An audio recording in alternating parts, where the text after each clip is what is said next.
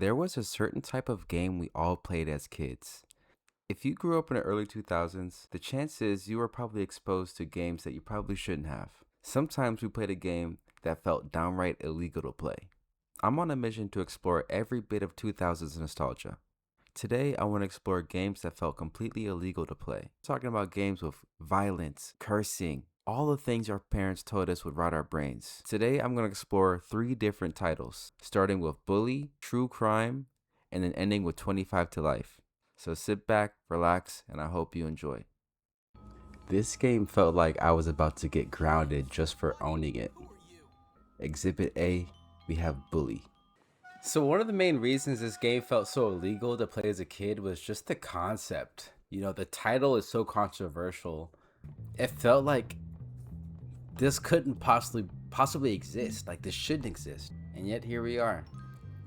Over 20 years later playing this game. When I think about what made Bully so special in the 2000s was just how unique a concept it really was.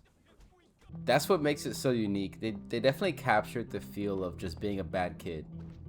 Open worlds were still new to us millennials in the making, and being able to play as a kid your age causing absolute havoc in a school similar to where you went was a masterful stroke of genius by Rockstar Games. I love games like this, like Destroy All Humans, Bully, True Crime New York, just like badass 2000s kid games. You could tell they were really in their edgy bag with this one. From the NPC interactions, the dialogue, the missions, everything about this game should have been illegal. And in some countries, it actually was. The dialogue, a lot of the dialogue in these games is what makes it feel illegal to play as well, because you hear some shit that's just, it does not age well. One of the best parts about this game, honestly, was the fact that it was rated T for teen. That means all the young kids could get their training wheels with this game before hopping into GTA. What the f is your issue? Are you serious? Are you stupid? You really want to smoke with me? Do you realize who I am? Now go away. Go cry to your mommy. That felt, why'd that feel so f***ed up and fun at the same time? He started it though. I'm not exaggerating here when I say that this is one of those games where if your parents walked in, you had about 3 seconds to switch inputs, or suddenly you had to explain your entire life. Either that or make sure they catch you playing the English class minigame.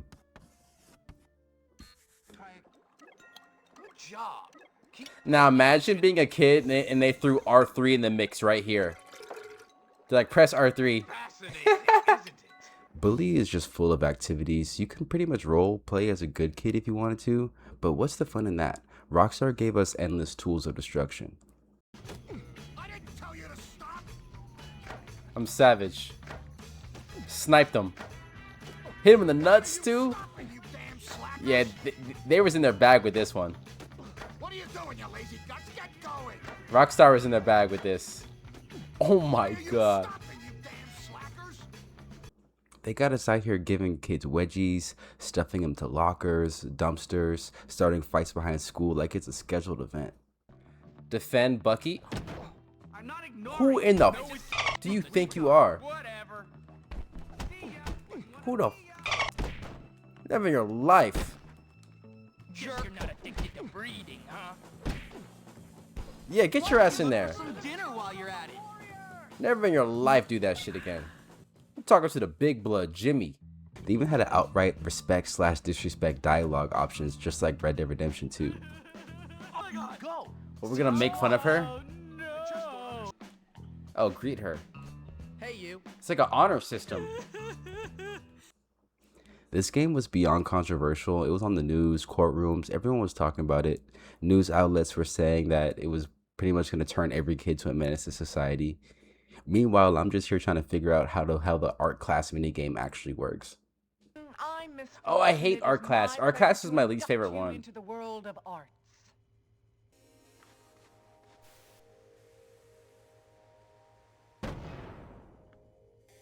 This game really puts you in the shoes of Jimmy, and you understand how a kid like this can turn to the dark side. James? What? Who are you? Mom, I thought you told me never to talk to strangers. Like I said before, Jimmy, please be nice to your new stepfather. His family life seems messed up and he has to fight for his life just to go to sleep in the dorms. Teachers pick on him, and his only true friend is a homeless man who lives on campus. You got any liquor? No, I'm 15. Well, what about drugs? No. Then why shouldn't I kill you? All right then, tough guy. Looking back, Bully was more than a game. It was a voice for 2000s kids everywhere, and we loved it. As an adult, I can really appreciate the nuance here, but as a kid, this felt straight up illegal. What is going on? Cover me. I'm going in. What is happening in here? What the fuck? They went into the bathroom. This game really is illegal, bro. No wonder. The title rings true. Did you see that, bro? They was getting it in. We all know how controversial Bully was, but in my opinion, that wasn't the worst of it.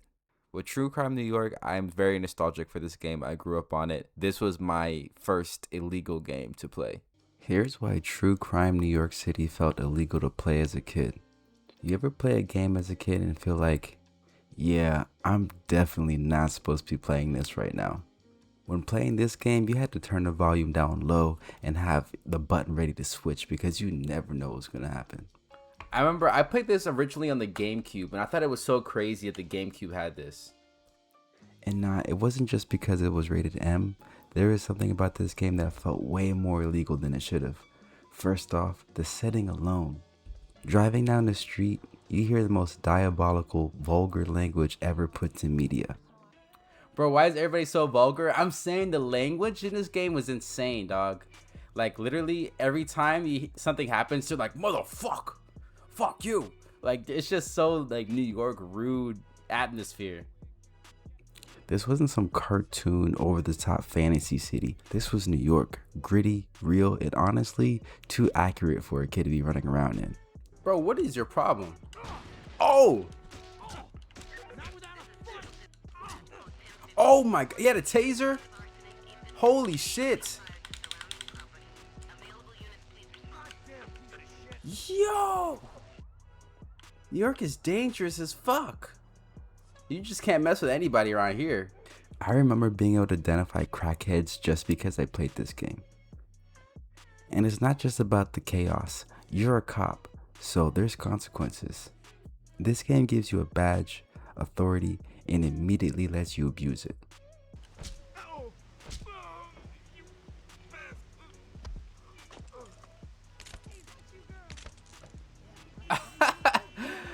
That's horrible. You can plant somebody, beat them, and then arrest them. And that's just day-to-day gameplay. Like, yeah, you can arrest people, you can follow the law, but also plant evidence, rough people up, start throwing hands, steal people's cars. And the craziest part, the game actually keeps track of it all. As you play through the game, you'll start seeing good cop, bad cop based off the decisions, and it actually has like a point system. What's your issue? What's your issue? I didn't kill him. I didn't kill him. That was a fucking A, bro. It's impossible. It's impossible to be a good cop in this game. That added a lot more weight to the decisions you made because it's not just like you have free reign to create chaos. If you ever got too crazy, this game actually had consequences. That's what separated this from GTA. If you messed up enough, you had to go back to being a regular cop in a uniform, stripped of your rank, and you have to earn your trust back. Beat Patrol, arrest 3 suspects via good cop means to restore your rank. Fine. Let's be good boys. Not to mention the combat. The combat was actually very fluid. It wasn't button mashy style arcade games. There was, kung fu moves, acrobatics, grapples, and shooting. This type of stuff made you feel like if an adult walked in at the wrong moment, you're not even going to be able to explain yourself. And the story itself is extremely gritty. This game has a lot more cutscenes than I remember, to be honest. I think I used to skip them as a kid. This was one of the first anti-heroes I've ever experienced as a kid. It feels like you're playing as someone who's trying to be the hero in a system that's already broken. Something about True Crime New York felt more grounded, and I think that's why it's stuck in our minds a lot more than the silly games like Saints Row and GTA. I remember this being a big part of this game too. Like, GTA, there wasn't many consequences to doing like bad stuff, obviously, other than like losing some things. But in this game, there is a big consequence. And don't get me started on the soundtrack, because it's absolutely mind-blowing how many good songs are in this game across multiple genres. Yeah, it's got a better radio station than GTA, low-key. So far, every song I've heard has been banger. Bro, I remember just roaming around, listening to the radio, arresting random perps here and there. One thing that didn't age well was honestly the controls. Back then, they didn't really figure out how to control third person or shooting and combat, but they had a lot of ideas, a lot of ambition. The game's controls aged like milk. I had a hard time with them coming back to it. I don't know how I managed as a kid. Yo, this is fire. Okay, now we get to do what we gotta do. Oh, wrong button.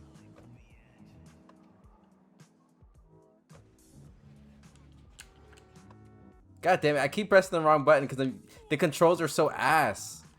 They're genuinely bad. Like I said, you played this game with lowered volume, you avoided certain missions when people were around, and prayed nobody asked, what game is that? The thing about True Crime New York City, it wasn't just edgy, it made you feel like you crossed the line just by pressing start. And honestly, that's exactly why we couldn't stop playing. 1010, come in. Shots fired at Times Square nightclub. Music mogul Puff Doggy and actress Joe Lolita seen fleeing from scene in an SUV. Apprehend suspects. Did y'all just hear that? They said music artist Puff Doggy. This is a Diddy reference. Come on, I gotta get Diddy, bro. He can't keep getting away with it. We need this for our career. Move, cop. Diddy, you're coming with me. Got you, you fuck. Oh shit, he's shooting. Nah, you coming in. You are. We're arresting Diddy right now. One arrested, one killed. Okay, at least we killed Diddy. We killed Diddy, we arrested J-Lo. I feel like that's a good outcome. Now, last but not least, we're getting to our third entry, 25 to Life. This game absolutely took me by surprise. This one was recommended to me in the comments. It was actually my first time playing it, but man, this one definitely takes the cake. This is everything. This is the creme de la creme of illegal games to play. Now, 25 to Life is one of those games that we've all seen this cover, but I don't think many of us actually have played. And if you did, you're one of the privileged few. I think this is the first time I've seen gameplay for this game. No, for real. Everyone always talks about it. Everyone always goes crazy about it, but I've never seen gameplay. This is the first time I've ever seen what this was. It didn't matter that it was just sitting on the shelf at a store. Mentally, it felt like contraband. You gotta remember this era. Everything in the early 2000s was a little bit more edgy than today. A little bit too real. Primary objective, take 2 human shields. If your game starts with take 2 human shields, we're in for a good time. This game was janky enough to feel underground. This wasn't a big budget Grand Theft Auto. This was a B movie. Meet me at your crib in 2 hours. Bro, the mouths aren't even moving. I love it. This is low budget, bro. I love like low budget games. Like this is the type of game we used to get. Like GTA was an expensive game, bro. So this might have been the closest thing you got, man. These B games. Like, you know how we have B movies? This is like a budget game for real, dog. 25 to Life is one of those games that you grabbed at a bargain bin for about $9.99, and it was a great deal. You said you got this game for $9.99 pre-owned. That's what I'm talking about. That's what this game is giving me. This game is giving me you bought this for $10 pre-owned, and that's what's so fire about it. Right off the bat, this is one of the most violent games I ever played. As soon as you start, you're taking out cops, you're raiding the hood, you're just going crazy. Yeah, this is exactly what your parents thought video games were. Shooting cops, rap music. This is exactly what our parents were afraid of when they said it would rot our brains. The story is actually pretty good too. You have multiple different perspectives, from the police to the criminals. One second you're kicking down doors as a SWAT. The next moment you're breaking out of jail as a criminal. Get tactical. Get tactical with it. Yeah. Damn, this game is actually tough. And the missions were so fun. This is one of the best mission structures I've ever played in the game. I like that the missions are short because like you're just getting little taste here and there. It's almost like a ghetto Max Payne. That's the best way I can describe it. Each mission is a different arena, sometimes a casinos, sometimes rooftops, penthouse, clubs, everything you can think of. And the controls were actually really responsive for the time. It had this great leaning mechanic that really felt useful. Honestly, the leaning mechanics did take me by surprise. Yes, like I was like, that is very that's insightful. Gunfights were almost always unpredictable, and it always felt fun. The gun sounds, the response, everything felt extremely well done. Let's go. Running through your motherfucking apartment. The boys is here. The boys is here. This is the toughest game I played on stream, bro. I'm not gonna lie. This is the moment I fell in love with this game. And it made it feel gritty and even more real. Most games want you to be the hero and save the day, not 25 to life. With this one, you're dropped into chaos and you're left to figure it out. No moral safety net, no clear message. Just here's the world, go for it. As a kid, that hit different. You really had no horse in this race. All you knew was to point and shoot and having a blast while doing it. DMX, guns, helicopter, drugs. Idea having childhood flashbacks. Bro, this makes me feel comfortable. I'm right at home in this. Honestly, I would love to see a remake of this game, or I wish I could have been playing the online mode back then, because what they set up here was masterful. I like that you can take humans' shields as the criminals, and then they use it against you as a cop. This game didn't hold your hand or sanitize anything. Nothing got in the way of the fun, even the story, which is minimal at best. Go to your room. Damn, Mom. I always miss the good fights. Boy, if you don't get in that room, you Whoa. promised me you would get out the game. So many things stood out to me as far as the little details they got right. The music was so on point. One of my favorite gaming moments ever. This game has its own song? That's actually a flex. This is a game I would definitely not want to get caught playing as a kid, but for sure, super fun. Bro, whoever made this game, thank you. 25 to Life captured perfectly that 2000s edgy gameplay that we all love, and I would love to see it come back. This is a game that I feel like if you have experienced it, you're part of an elite group of gamers who truly knows what it's like to play something they weren't supposed to as a kid.